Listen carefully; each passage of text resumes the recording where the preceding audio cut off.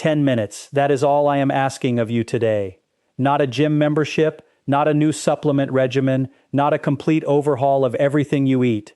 10 minutes of one specific kind of movement, done consistently, every single day, that the evidence says can lower your risk of developing dementia by a number that sounds almost impossible when you first hear it. 76%. Let me say that again slowly so it actually lands. 76% risk reduction. That figure comes from a large-scale observational study, and I promise to give you the full context of what it means, because context is everything when you are dealing with a statistic that large. But before I explain the number, I want you to understand why it is not nearly as shocking as it sounds once you understand what is actually happening inside the brain during this specific type of movement. Because the mechanism here is not vague. It is not simply exercise is good for you. It is a precise, documented cascade of molecular events triggered by a specific kind of physical activity that directly counteracts the biological processes underlying Alzheimer's disease and other forms of dementia. And once you understand that mechanism, 10 minutes a day stops feeling like a suggestion and starts feeling like an obvious biological necessity. Every minute of every single day, your brain is doing something genuinely extraordinary. It is cleaning itself. There is a waste clearance system inside the brain called the glymphatic system, discovered relatively recently, with the landmark paper published in the journal Science in 2012 by a team led by Dr. Macon Nedergaard at the University of Rochester.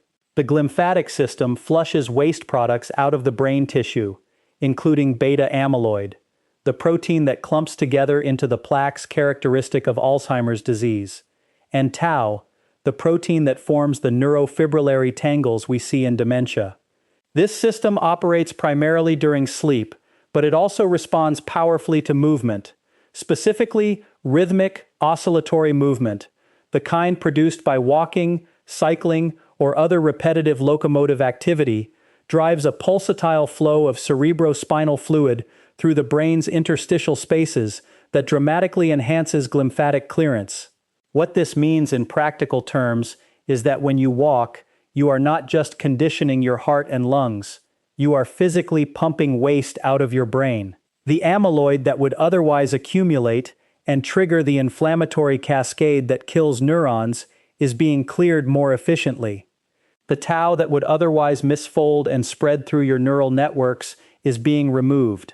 Movement is not metaphorically good for your brain. Movement is mechanistically essential for brain waste clearance.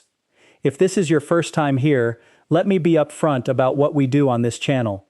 We translate the research. We do not oversell it. We do not oversimplify it. And we never present emerging science as settled fact. What I just described about the glymphatic system is well established, a Tier 1 mechanism replicated across multiple species and increasingly supported by human data. What I am about to tell you regarding exercise and dementia risk sits in a slightly more nuanced space. There is strong epidemiological evidence, there are compelling mechanistic explanations, and there is genuine scientific consensus that physical activity is one of the most powerful modifiable risk factors for dementia we have.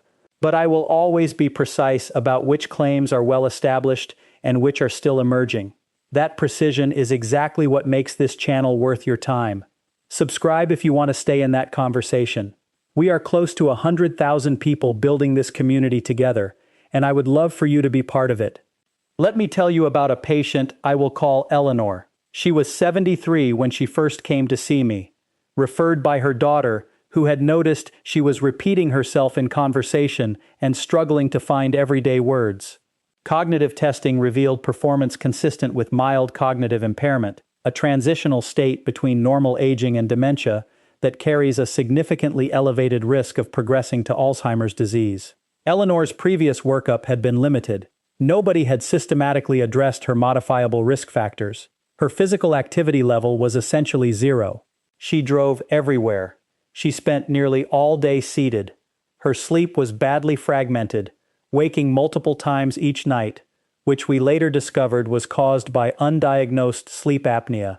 Her blood pressure, though technically controlled on medication, showed significant morning variability that her clinic visits had never captured. And nobody had ever spoken to her seriously about exercise. Not about its specific, documented, mechanistic benefit for the brain, but about what actually happens at the cellular level inside the brain when a 73-year-old woman walks briskly for 10 minutes every day. When I sat down and had that conversation with her, and when Eleanor finally understood the mechanism, not just that exercise is good for you, but specifically why walking clears amyloid, stimulates BDNF, improves cerebral blood flow, and promotes hippocampal neurogenesis, she made a completely different decision than she had ever made before. Because for the first time she understood exactly what she was doing and why it worked. 12 months later, her cognitive test scores had improved. Not dramatically, and I want to be clear that we are not making claims of reversal here, but measurably and meaningfully. Here is the biological cascade that makes all of this work, and I want you to stay with me through every step, because each one matters. Think of the hippocampus, the seahorse-shaped structure buried deep in your temporal lobe that serves as your primary memory formation center, as a garden. A living, dynamic garden that can grow new neurons throughout your entire adult life, a process called adult hippocampal neurogenesis. This was once considered impossible in humans. It is now established biology, with research in nature medicine confirming active neurogenesis in the human hippocampus, even into the 9th decade of life. The critical question is this: what makes the garden grow? What signals the hippocampus to produce new neurons, to form fresh synaptic connections, to maintain the cognitive reserve that buffers against dementia?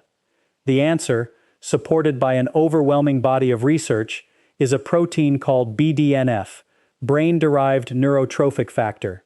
BDNF is the brain's primary growth and survival signal for neurons. It promotes neuronal survival, stimulates the growth of new synapses, enhances long-term potentiation, which is the cellular basis of learning and memory, and directly stimulates hippocampal neurogenesis. And aerobic exercise is the single most potent non-pharmacological stimulus for BDNF production that we know of. A meta-analysis published in Neuroscience and Biobehavioral Reviews found that aerobic exercise consistently and significantly elevates circulating BDNF levels. A landmark randomized controlled trial by Kirk Erickson and colleagues, published in the Proceedings of the National Academy of Sciences in 2011, found that adults over 60 who followed a walking program increased their hippocampal volume by 2% over 1 year, effectively reversing 1 to 2 years of age-related hippocampal shrinkage. 2% in a single year from walking. The garden responds to the right conditions. Now let me address the 76% figure directly, because statistical literacy is a core part of what we do here. That number comes from a large prospective cohort study, the Hunt Fitness Study out of Norway, which tracked over 30,000 adults across decades and examined the relationship between cardiorespiratory fitness and dementia risk. Participants with the highest levels of cardiorespiratory fitness showed a 76% lower rate of dementia compared to those with the lowest fitness levels.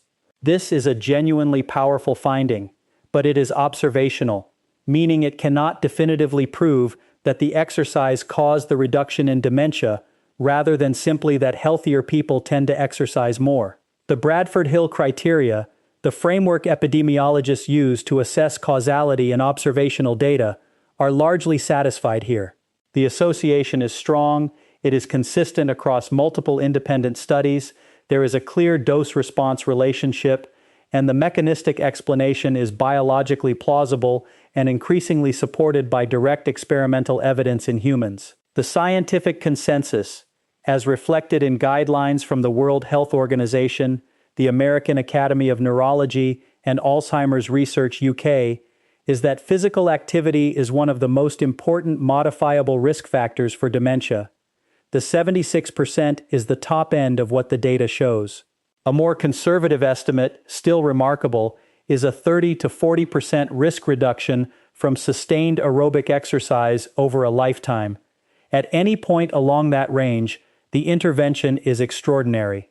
Drop your age in the comments below, and here is exactly why it matters for this particular topic. The biology of exercise-induced brain protection works differently depending on where you are in the aging process. Under 55, the primary mechanism of benefit is building cognitive reserve, the neurological surplus measured in synaptic density and hippocampal volume that allows the brain to withstand Alzheimer's pathology for far longer before symptoms ever emerge. Exercise in your 40s and early 50s is building that reserve. Between 55 and 70, the mechanisms shift somewhat. Neuroinflammation begins to accelerate in this window. Cerebral blood flow starts to decline. The clearance efficiency of the glymphatic system decreases. Exercise in this window is actively counteracting those processes in real time, reducing neuroinflammation through interleukin-6 and interleukin-10 signaling, maintaining cerebral autoregulation through cardiovascular fitness, and supporting glymphatic function through the pulsatile cerebrospinal fluid flow that rhythmic movement produces. After 70, the evidence for neurogenesis continues to apply, but the appropriate exercise intensity needs to match what the cardiovascular and musculoskeletal systems can safely tolerate. High-intensity exercise is not necessary for brain benefit. The threshold for significant BDNF elevation and glymphatic enhancement is moderate intensity, enough to raise the heart rate to 60 to 75% of maximum, but not more. So your age tells me what you are building, and at what pace. Drop it below. Here is the one move, the specific 10-minute daily protocol that the evidence actually supports, explained precisely so you know how to do it and exactly what you are achieving. The move is brisk walking. Not a stroll, not a leisurely window shopping wander. Brisk walking, at a pace that elevates your heart rate to the point where you can still speak in full sentences but would not comfortably be able to sing. This is the moderate intensity threshold. The physiological target is roughly 60 to 75% of your maximum heart rate, which you can estimate by subtracting your age from 220. A 60-year-old has an estimated maximum heart rate of 160 beats per minute. 60 to 75% of that is 96 to 120 beats per minute. That is your target range for the brisk walk. Why is brisk walking specifically the intervention rather than strength training or yoga or Tai Chi? Because the evidence base for BDNF elevation, hippocampal volume preservation, and glymphatic clearance is most concentrated around sustained, rhythmic, moderate-intensity aerobic activity. Strength training has genuine cognitive benefits. It reduces insulin resistance, it lowers inflammatory markers, and there is emerging evidence that it too elevates BDNF. Yoga and Tai Chi have well-documented benefits for balance, cortisol reduction, and mental health. But the specific cascade of events, the rhythmic oscillatory driving of cerebrospinal fluid, the sustained elevation of BDNF, the increase in cerebral blood volume is most robustly triggered by sustained rhythmic locomotion. Walking is the most accessible, the most studied, and the most consistently supported form of that locomotion across every age group. 10 minutes of brisk walking every single day is the floor. 30 minutes, 5 days a week, is the standard associated with maximum cognitive benefit in the literature, consistent with American Heart Association recommendations. But 10 minutes daily done consistently beats 30 minutes done sporadically every second or third day. Consistency is the variable that matters most. The brain responds to sustained, regular signals. A 10-minute walk every single day sends a more powerful and more consistent signal than a 45-minute walk twice a week. Here is how to make those 10 minutes work as hard as possible. Do it outdoors whenever you can. Sunlight exposure during the walk activates vitamin D synthesis in the skin, and vitamin D insufficiency is independently associated with accelerated cognitive decline, with research from the University of Exeter showing that severe vitamin D deficiency nearly doubles dementia risk. The outdoor environment also provides sensory enrichment, novel visual input, proprioceptive challenge from uneven terrain, and the attention restoration that natural surroundings provide, all of which stack cognitive stimulation on top of the physical benefit. Choose a route with some variation. Hills are ideal if you can tolerate them, because the cardiovascular demand is higher on an incline, which means greater BDNF elevation in a shorter time. Walk without headphones at least some of the time. The sensory engagement of actively attending to the world around you adds a layer of cognitive activation that passively listening to a podcast simply does not. And walk in the morning when possible. The glymphatic system's responsiveness to movement is highest in the first half of the day, when cerebrospinal fluid production peaks. Starting your day with a brisk walk sets the neurological tone, reducing cortisol, improving insulin sensitivity, and establishing the cardiovascular activation that carries benefits throughout the rest of your day. 10 minutes, brisk pace, outdoors, every morning. That is the entire protocol. It costs nothing. It requires nothing except a pair of shoes and the commitment to actually do it daily. The evidence on dementia prevention has never been clearer, and it has never been more actionable. We know what the brain needs. We know what drives neurogenesis. We know what clears amyloid. We know what sustains the hippocampus. And it is not a pill. It is not a supplement. It is movement. Specific, rhythmic, daily, moderate intensity movement. The pharmaceutical industry has spent billions of dollars on Alzheimer's drug development, and the clinical trial record is one of the worst in all of medicine. Failure after failure. Because intervening on a disease that has been quietly accumulating for decades, only once symptoms finally appear, is extraordinarily difficult. Prevention, built into your daily life through something as simple and free as a 10-minute walk, is where the evidence actually points. Your brain responds to what you genuinely do every morning, every single day. Start tomorrow. Let me go deeper into the cerebrovascular mechanism, because it adds a dimension to this story that does not get nearly enough attention. Dementia is not only a disease of protein aggregation, it is also substantially a disease of vascular failure. Vascular dementia, caused by reduced blood flow to the brain from small vessel disease, atherosclerosis, or recurrent microinfarcts, accounts for roughly 20 to 30% of all dementia cases. Beyond that, growing evidence suggests vascular compromise is a cofactor even in Alzheimer's dementia. The cerebral small vessel disease that produces white matter hyperintensities on brain MRI, those bright spots radiologists often casually describe as age-related changes, is not benign. It reflects damage to the small arterioles and capillaries, supplying the brain's deep white matter and subcortical structures. When these vessels are diseased, the neurovascular unit, the intimate partnership between neurons, astrocytes, pericytes, and endothelial cells that regulates blood-brain barrier function and cerebral blood flow, begins to fail. Amyloid clearance depends on a functioning neurovascular unit. Synaptic function depends on tight blood-brain barrier integrity. When that unit degrades, the brain becomes vulnerable to both ischemic damage and amyloid accumulation at the same time.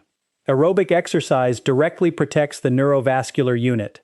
Research published in the Journal of Cerebral Blood Flow and Metabolism has shown that regular aerobic exercise reduces cerebral small vessel inflammation, improves endothelial nitric oxide production, which maintains vascular flexibility, and increases cerebral blood volume in regions particularly vulnerable to dementia pathology. This is not a peripheral benefit. This is the vascular architecture of your brain being actively maintained by the daily choice to move. I also want to address cognitive reserve more explicitly, because it genuinely changes how people think about prevention. Cognitive reserve is the brain's capacity to tolerate pathology before it produces symptoms.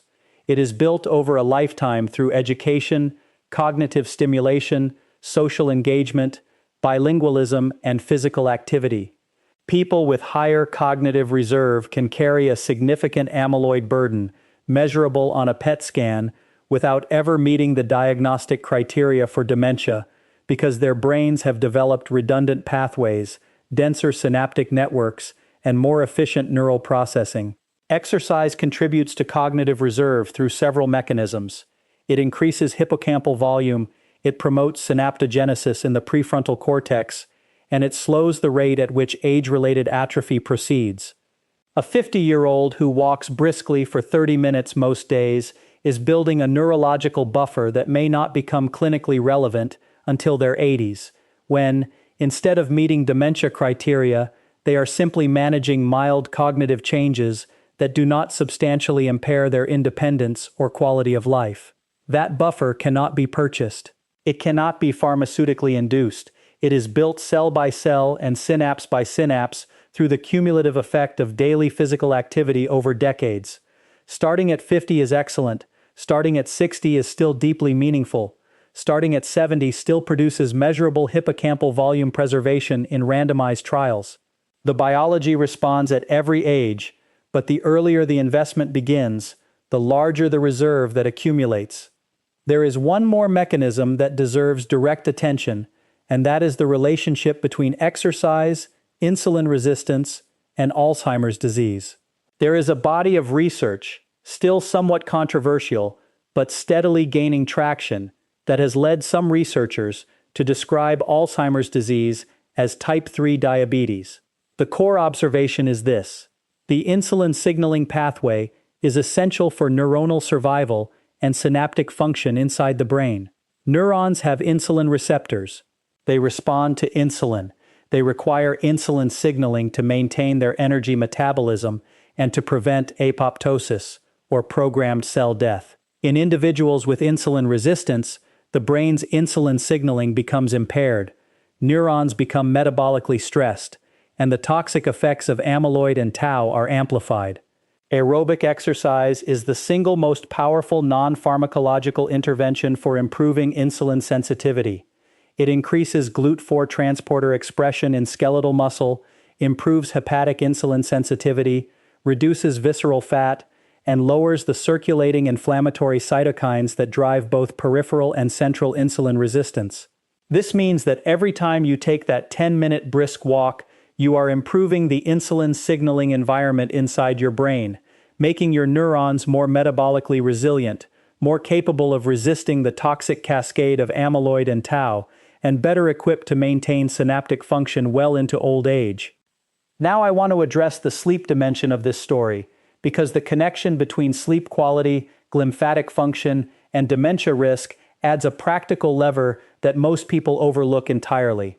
The glymphatic system, as I described earlier, operates primarily during sleep, specifically during slow-wave sleep, the deepest stage. During slow-wave sleep, neurons actually shrink slightly, expanding the interstitial space of the brain by up to 60%. This expanded space allows cerebrospinal fluid to flush through the tissue at dramatically increased rates, clearing amyloid, tau, and the metabolic waste accumulated during the waking day. Research from Dr. Nedergaard's laboratory and others has shown that a single night of sleep deprivation measurably increases cerebrospinal fluid amyloid levels compared to a well-rested night. Chronic sleep restriction, less than 6 hours per night sustained over years, is independently associated with accelerated amyloid deposition and significantly elevated dementia risk. The connection to exercise is direct. Aerobic exercise is one of the most effective behavioral interventions for improving slow-wave sleep. Regular moderate-intensity exercise reduces sleep onset latency, the time it takes to fall asleep, increases slow-wave sleep duration, and improves overall sleep architecture. A meta-analysis published in Mental Health and Physical Activity found that regular aerobic exercise significantly improved both subjective and objective sleep quality across all age groups studied. So the 10-minute walk does not just directly stimulate BDNF and glymphatic clearance during the walk itself, it also improves the quality of the sleep you get that night, during which the glymphatic system does its deepest cleaning. The two mechanisms amplify each other. Walk during the day, sleep better at night, cleaner brain in the morning, and repeat, every day, for the rest of your life. That is the protocol in its simplest biological form. Let me also be direct about what 10 minutes a day will not do, because honesty about limitations is part of what builds trust on this channel. 10 minutes of walking per day done in isolation from every other lifestyle factor, is unlikely to overcome the dementia risk conferred by severe untreated hypertension, chronic heavy alcohol use, uncontrolled type 2 diabetes, chronic sleep deprivation, severe social isolation, or advanced smoking-related vascular disease. Exercise is powerful. It is not omnipotent. It works within a system, and the other inputs to that system genuinely matter. Blood pressure control, as I have said, is the single most important modifiable risk factor for vascular dementia. Social engagement, maintaining meaningful relationships, staying cognitively active, continuing to learn new skills, is independently protective, with data showing that social isolation carries a dementia risk comparable in magnitude to physical inactivity. Hearing loss, increasingly recognized as a modifiable dementia risk factor by the Lancet Commission on Dementia Prevention, should be assessed and treated. Uncorrected hearing loss forces the brain to divert cognitive resources toward decoding degraded auditory signals, accelerating cognitive load, and depleting the same prefrontal resources needed for executive function. 10 minutes of walking is the foundation. It is the most accessible, most studied, most powerful single daily behavior available to you. Build the other factors around it, but start with the walk. The mechanisms are documented, the intervention is free. 10 minutes every day. The evidence has spoken. Your health is your responsibility, not the pharmacy's. Start tomorrow, and I will see you in the next video.